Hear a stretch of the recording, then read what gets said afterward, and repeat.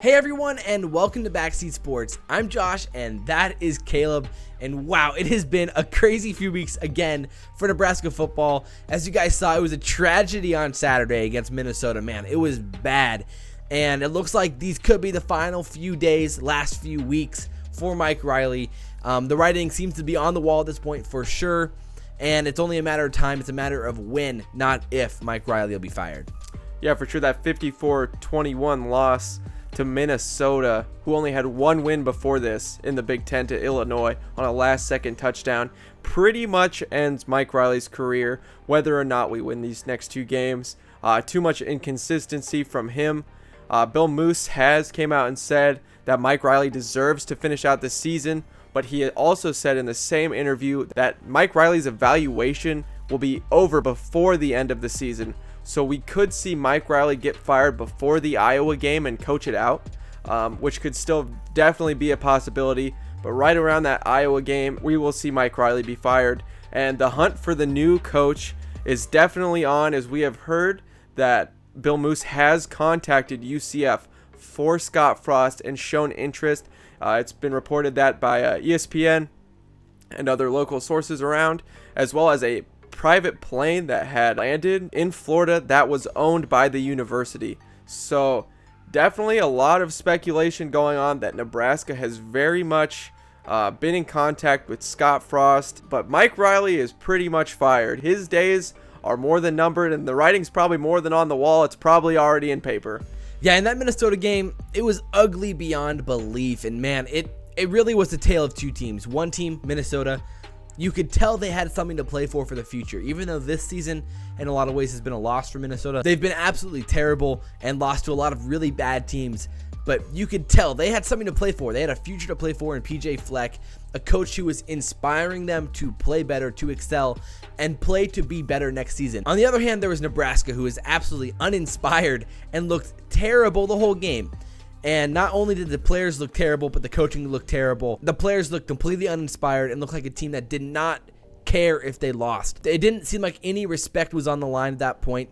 And there have already been reports out of Nebraska's side, the people who know players on the team, that have said that Mike Riley has already completely lost the locker room, and that at this point it's just a countdown to when Scott Frost or somebody else comes in to take over the program. Yeah, for sure. Bob Diaco was quoted saying, "With the way the defense has played, how can we expect to win?" When you have your defensive coordinator pouring in those words that that our defense has shown nothing that they can win, when there is no confidence instilled by your defensive coordinator, what's the point in playing? If your coaches themselves don't believe you can win, some players were playing for pride, some weren't. Can't blame them both ways. Yeah, after losses like Oregon, Northern Illinois, Wisconsin, Ohio State, Northwestern, and Minnesota, losses all over the spectrum, there's not much left for Nebraska to fight for this season. It just seems like a team that has no reason to play, and in my mind, why not fire Riley this week before the Penn State game, or at least after the Penn State game leading up into Iowa, and let the players have something to fight for, something to play for the future, and let either Bob Diaco or even someone like Keith Williams be the interim head coach to at least instill some sort of inspiration and some sort of confidence and fire into this team for the last game of the year. At this point, why not have the team have something else to play for besides just Mike Riley? Yeah, Mike Riley's final sprinkles are definitely on the ice cream, and his time is wrapping up very fast. Yep, the banana is in the split. The banana is in the split. The final scoop is in the bowl. Yeah, well, actually, the cereal is in his hands because we're not going to a bowl. There's no bowl for the ice cream to be caught in at this point. Nope, he is eating it with his hands. We're only gonna have 4 scoops of ice cream. No way we're gonna have 5. No, there's no hope for 5 scoops of ice cream at this point in time. Well, that joke's dead. We beat that one in, didn't we? Hopefully there's a couple that everybody will enjoy. Or just keep the whole segment. Yeah, for sure. There is light at the end of this tunnel. This season is going to go down as one of the worst in Nebraska history. There's just no way to look around it.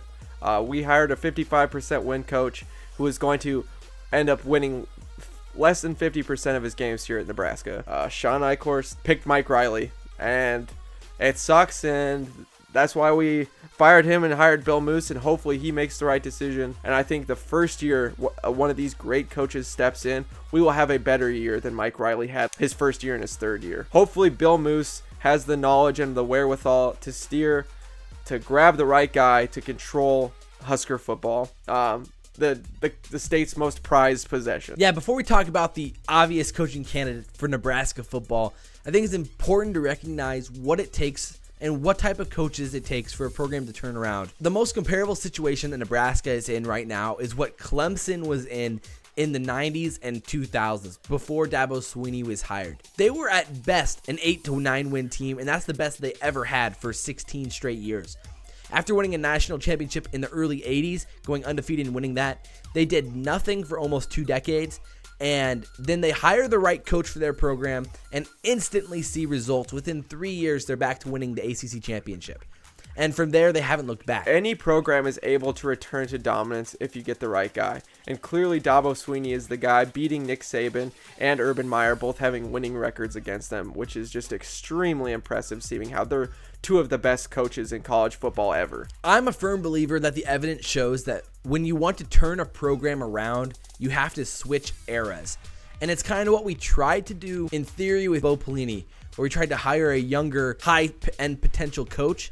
The issue is it just didn't work out. He wasn't the right fit for the program and right fit for the direction that Nebraska wanted to go. And to truly U-turn a program, you need to hire a young coach with high potential who fits what Nebraska is and where Nebraska wants to go. And we saw that with what Clemson was. They hired Dabo Swinney, who knew the SEC and knew the ACC. He knew the South and knew Southern football. As he coached at Alabama then, and then coached at Clemson, and moved his way up to the head coach of Clemson finally in 2009. The thing is that he was 39 years old when Clemson hired him, and he truly had no head coaching experience. You don't need to have that experience to be great. The issue is it's great to see the potential. And that's the decision that Nebraska had with Scott Frost when we hired Mike Riley. We could have hired the guy that had the huge upside potential. People wanted him then, but we were scared to do that because of Bo Pelini. And when it comes to the direction of Husker football, he's the guy that will take us where we need to go. We look at some of the best coaches right now. Urban Meyer, Mark Richt, Jim Harbaugh. All of these guys returned back to their alma maters. These guys knew the football and they knew the area. They knew what worked and what didn't work and what the fans wanted to see. They understood their football and their program on the inside and out, and it has worked great for them. These guys, Mark Richt in only a year at Miami has brought back the swagger that we haven't seen since the 2001 team when they won the national championship and were undefeated. Scott Frost, I think, can do the same here. He understands the fans are willing to give him time because he knows Nebraska football, and because he won a national championship, he already has a pre-built repertoire for this team. He understands what the team wants to see. He understands offense, the triple option, but he also brings these new ideas that Tom Osborne did at the time when he took the reins from Bob Diaco. He brought forth a more liberal offense than Diaco was able to run. He was throwing the ball 25 times, which they hadn't really seen in college football before. We see this multiple offense system from Scott Frost, but he also understands really good defense. He was under Chip Kelly, who brought forth a new fast-paced, no-huddle offense that hadn't been seen before in college football, and now has transformed football and even transcended past the NCAA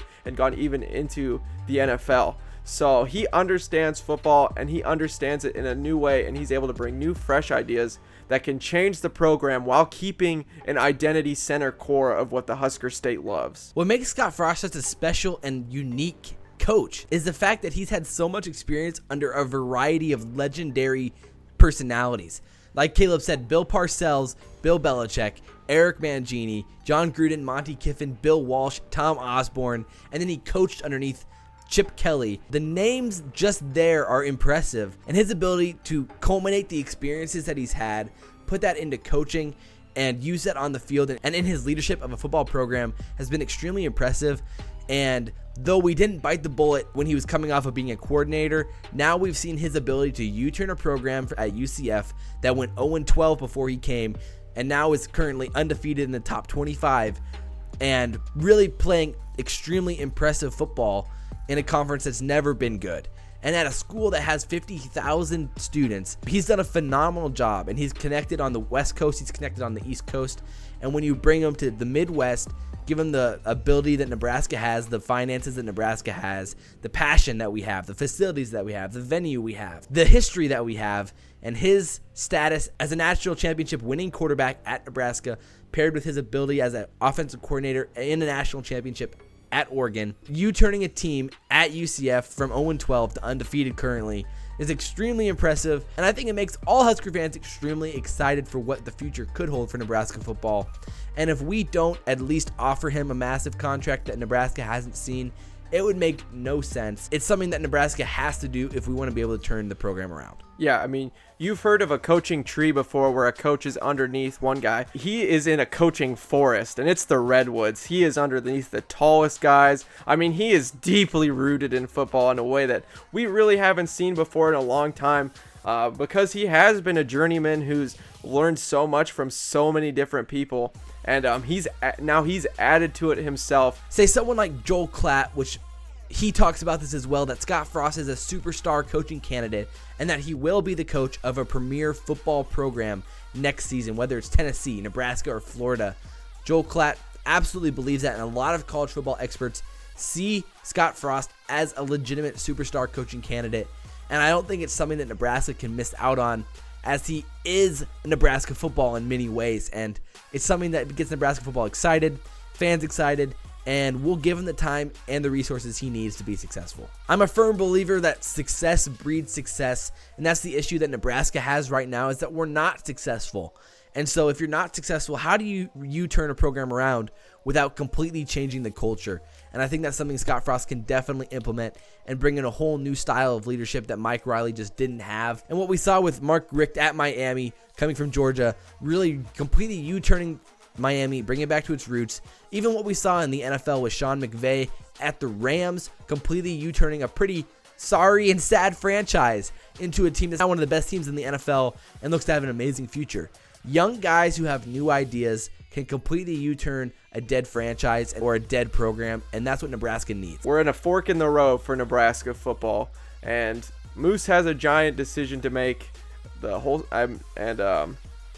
We need a change, and the players need a change. The fan base needs a change, and if we bring out the right coach, we can start winning games with way more consistency. We can have a coach that can establish some sort of offensive and defensive identity, who understands football, who understands how to win games, winning Big Ten championships, and then onward from that. Yeah, I mean, at the end of the day, no coach that Nebraska can bring in would bring the hype and excitement that I think Scott Frost can.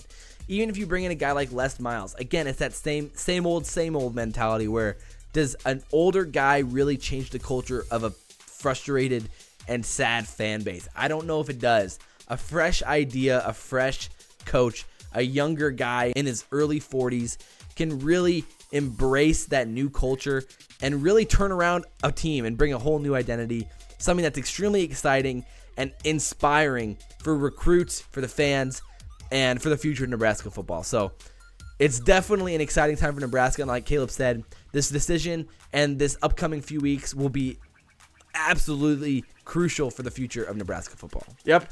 And as always, if you liked this video, like, comment, favorite, and subscribe. We love to hear what you have to see in the bottom. I mean, is Scott Frost the future? Is he the guy? How soon should Mike Riley be gone? Should he have already been fired? Should he wait it out till the end of the season? What are your thoughts on that? We'd love to hear what you have to say down below. And as always, I'm Caleb, that's Josh. This has been Backseat Sports, and we'll see you next video. Adios! It was good to see the offensive line play a little bit better, and I also thought the play calling was a little bit better than the past, especially in the sense of how we got the playmakers the ball, where we were able to get J.D. Spielman the ball on the outside in those jet sweeps. We tried to get Demornay the ball a little bit